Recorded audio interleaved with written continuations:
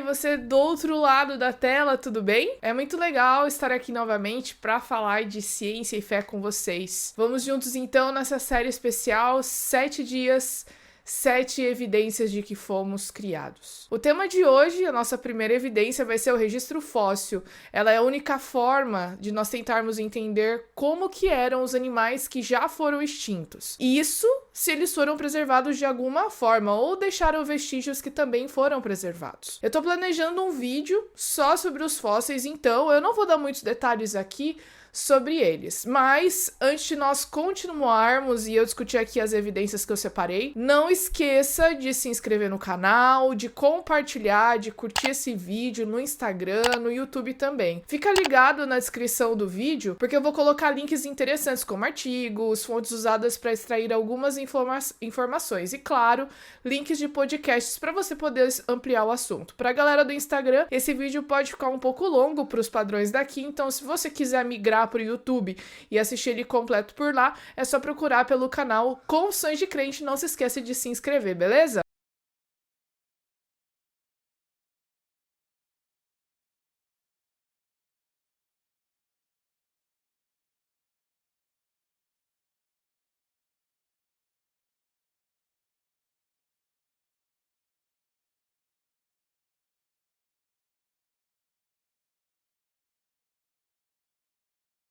Antigas. Normalmente, esses registros foram gravados em rochas, documentos, cerâmicas e etc. Eu acho que agora, então, já que a gente fez essas diferenças, a gente pode falar dos fósseis. E eu separei 3 evidências que, para mim, são inquestionáveis. A primeira e mais clássica, lógico, a explosão cambriana. Para a cosmovisão evolucionista, a gente precisa adotar algumas premissas. Por exemplo, tempo profundo, ancestralidade comum e o gradualismo. Isso é basicamente tudo que a gente não observa na explosão cambriana. De acordo com a teoria da evolução, as criaturas mais simples, ou seja, aquelas que vieram primeiro, né, elas deveriam aparecer, então, em primeiro lugar no registro fóssil, nas camadas sedimentares mais de baixo.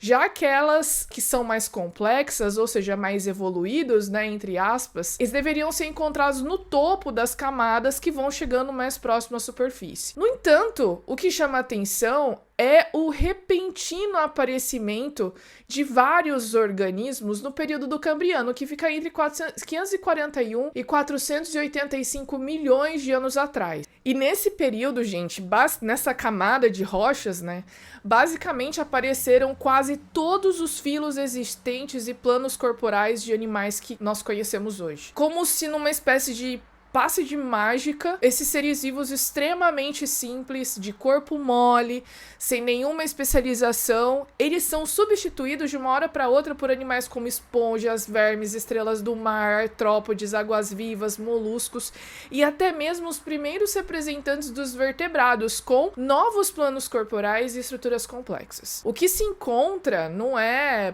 pouca variedade de espécies não, como a gente vê nas camadas mais antigas, mas um grande número em variedade, inclusive em complexidade. A esse subaparecimento desses animais com essa complexidade, nós damos o nome de explosão cambriana. A gente não observa, por exemplo, nesse caso, fósseis de organismos que vão evoluindo, se transformando por meio de formas intermediárias para um novo organismo.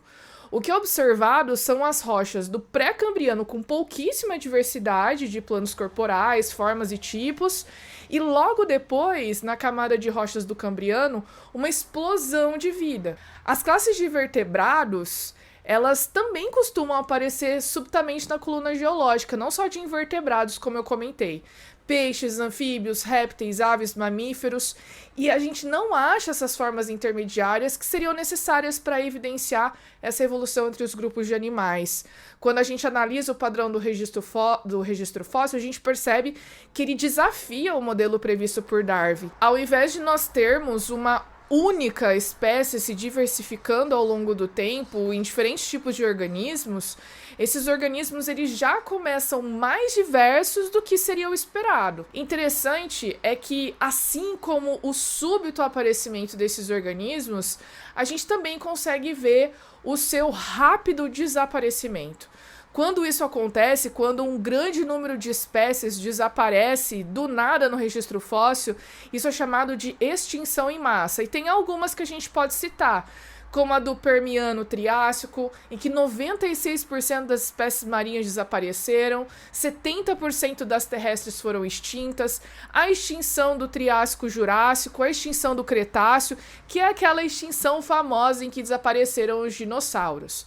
Estima-se, então, que essas principais causas elas estejam ligadas ao vulcanismo, período de glaciação, mas é claro, né, gente, tudo isso de acordo com a cosmovisão evolucionista, e a gente pode falar numa outra oportunidade de como o criacionismo vê essa extinção. Eu vou dar só um spoiler. Dilúvio. Segundo ponto, formas transicionais. Bom, se a gente lembrar do gradualismo que eu acabei de comentar, da ancestralidade comum, ou seja, os organismos mais simples deram origem aos mais complexos, essas mudanças teriam acontecido de forma gradual, elas teriam acontecido então e teriam sido deixados formas intermediárias ou transicionais, os famosos elos perdidos. Essas formas, elas ligariam esses diferentes tipos de organismos na linha evolutiva. Na maior parte das vezes, a gente encontra uma ausência dessas formas no registro fóssil. Nesses fósseis, então, que podem ser chamados de fósseis de transição. O fóssil mais famoso, disparado, que a gente pode falar de um animal que, pela biologia evolutiva, pela paleontologia, é citado como um fóssil de transição, com toda certeza é a Archaeopteryx litográfica. E enquanto eu tô falando, vocês vão ver umas imagens aí. Ele foi encontrado em 1861 por Hermann von Meyer, na cidade alemã de Solnhofen. O fóssil tinha penas nas suas asas, dentes, uma cauda óssea comprida e dedos nas asas, né? Por isso ele foi considerado por muitos, inclusive por Charles Darwin, que só 2 anos antes tinha acabado de publicar o seu livro Origem das Espécies, como elo perdido na linha evolutiva entre os répteis e as aves. Atualmente, evidências encontradas nos últimos 170 anos mudaram um pouquinho essa história, né? Especialistas, eles já não consideram o Archaeopteryx como um ancestral das aves por diversas razões. Entre elas está a falta do consenso entre os paleontólogos, porque existem alguns paleontólogos que consideram o Archaeopteryx uma espécie, na verdade, uma espécie de ave que já foi extinta. Um outro argumento também apresentado por alguns especialistas em relação ao Archaeopteryx é que são encontrados ou foram encontrados fósseis de aves modernas quase na mesma época nos estratos da coluna geológica em que foi encontrado o Archaeopteryx. Esses animais, essas aves, elas foram contemporâneas. As aves não surgiram depois do Archaeopteryx, né?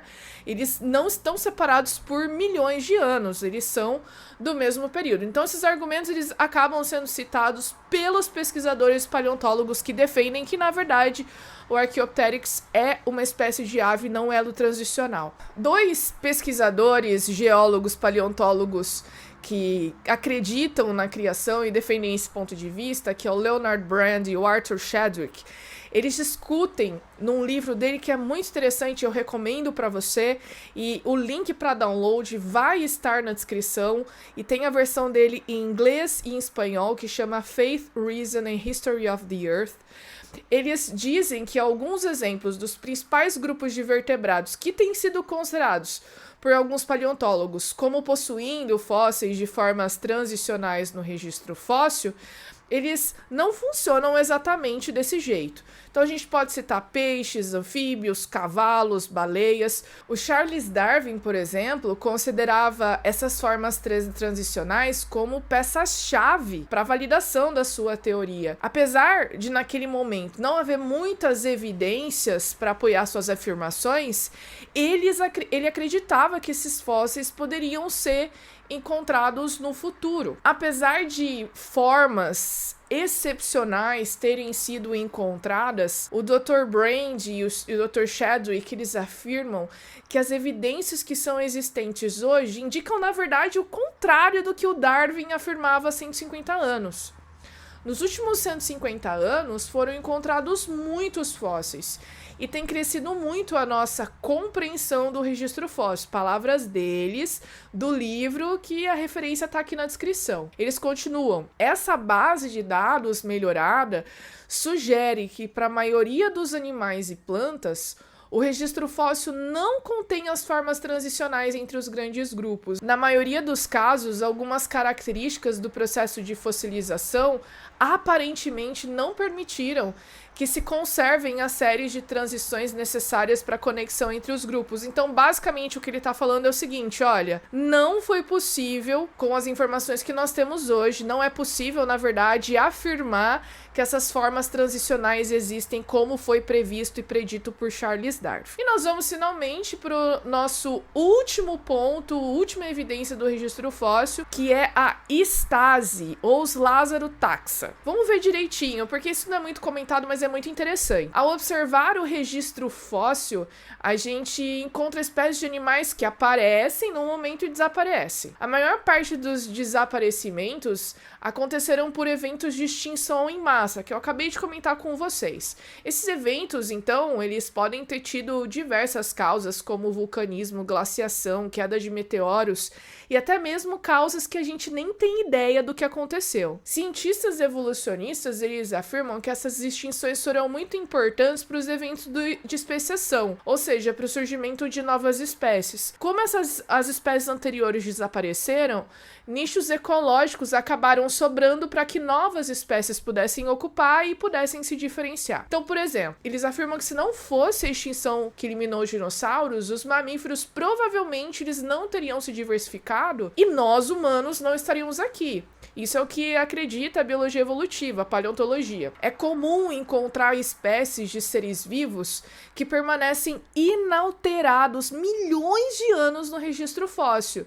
E isso a gente não deveria ser o esperado. A gente chama esse fenômeno de estase. A explicação darwiniana, ou seja, que a teoria da evolução apresenta para esses seres vivos não terem nenhuma modificação significativa ao longo do registro fóssil, é que não houveram pressões seletivas que forçaram esses seres vivos a se diferenciar. Essas pressões seletivas, elas podem ser entendidas, por exemplo, como mudanças ambientais, e aí por causa disso os seres vivos teriam que se adaptar. Consequentemente, isso poderia levar a eventos de especiação, ou seja, de formação de novas espécies. E aqui eu vou apresentar pelo menos 2 exemplos de estase e é muito impressionante. O límolo, que é um artrópode quelicerado, em inglês ele é chamado de horseshoe crab.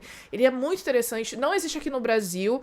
Ele está presente ali no Golfo do México, no Atlântico Norte, mas ele é conhecido como caranguejo ferradura do Atlântico, porque ele tem uma forma parecida com uma ferradura. Esses animais, esses artrópodes, eles permanecem inalterados no registro fóssil, gente, por pelo menos 450 milhões de anos.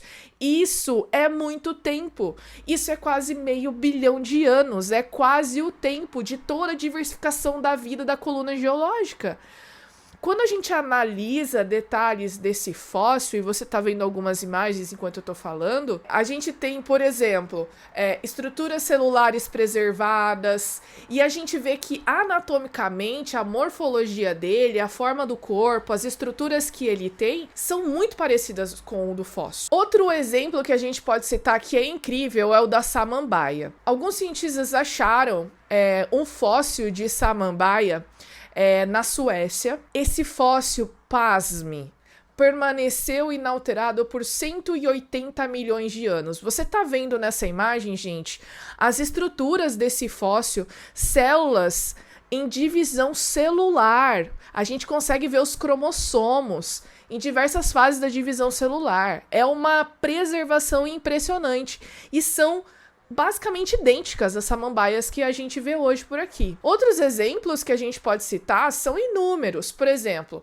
trilobita, que a gente encontra basicamente com as suas estruturas e separação do corpo inalterado desde o surgimento dessas trilobitas no Cambriano até o desaparecimento no Permiano. A gente tem também Tiranossauro Rex, que ele permanece sem mudanças pela maior parte da era Mesozoica. Agora, tem uma outra classe bem interessante que pode ser usado como também uma evidência legal, que são animais que fazem parte do chamado taxon Lazarus, que são os fósseis vivos.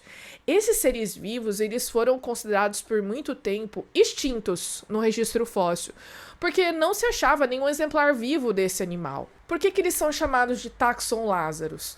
Eles receberam esse nome inspirados pela história que é narrada no capítulo 11 do livro de João, que relata a ressurreição de Lázaro, que é um personagem, né, que a gente conhece, que ele permaneceu morto por 4 dias até que Jesus pudesse ir lá ressuscitá-lo. Esses fósseis, olha só que interessante, eles preservaram a mesma forma ao longo de milhões de anos, com pouco ou nenhum parente vivo. Um exemplo desse, a gente acabou de ver o límulo. O límulo ele é considerado um fóssil vivo. Tem outro exemplo, que é o que eu queria comentar com vocês rapidamente, que é o selacanto. Ele foi encontrado numa rede por pescadores na costa da África em 1938.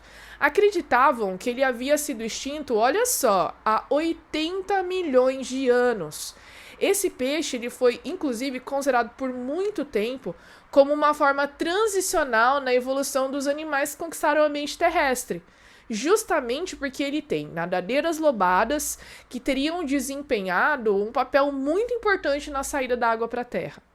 Atualmente, nós sabemos que o selacanto, ele é diferente, bem diferente do que os pesquisadores imaginavam. A gente sabe que ele permaneceu por muito tempo sem ser descoberto, porque olha só que interessante, ele vive a cerca de 800 metros de profundidade. Esses animais, esses peixes, o selacanto, ele pode chegar até 2 metros de comprimento e pesar cerca de 110 quilos.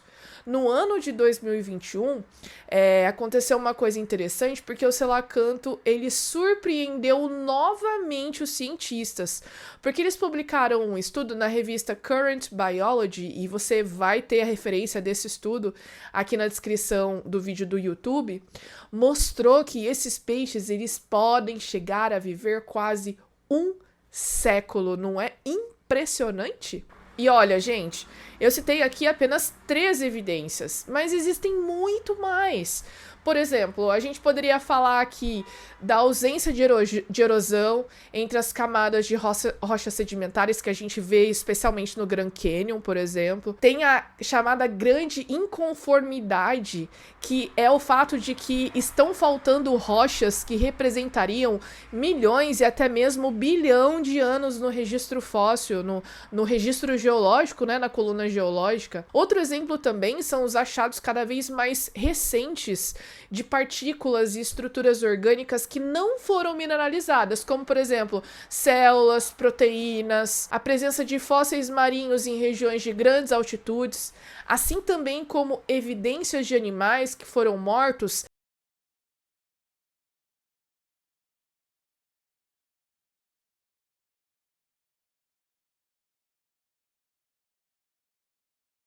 Já viu vídeo de quando eu fui pro Peru ver os fósseis de baleias? Recentemente, eu fui pro Peru também e mostrei pra vocês quando eu achei uma trilobita num lugar que fica a 4.000 metros de altitude. Vou linkar esses vídeos aqui. Então veja que incrível, gente. Quando a gente para estudar a natureza e a gente analisa as evidências, não faltam razões para nós alicerçarmos a nossa fé.